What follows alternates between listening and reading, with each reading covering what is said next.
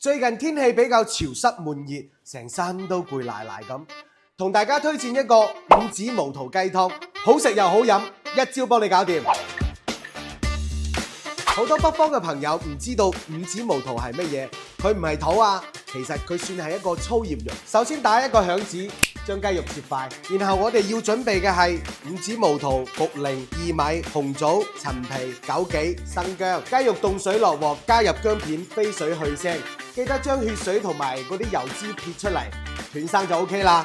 水滾之後咧，加入湯料同埋雞肉，細火煮佢半個鐘到1個鐘就 OK 啦。五子毛肚煲雞湯咧，清甜唔苦，仲有一陣淡淡嘅椰香味，小朋友都好中意飲，而且營養豐富喎，仲可以提升老人同埋小朋友嘅免乜乜力。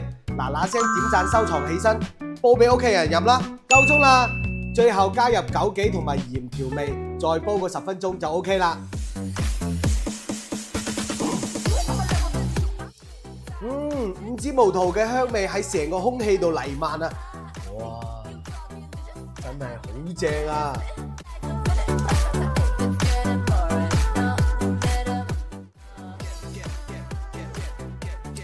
哇，超正啊！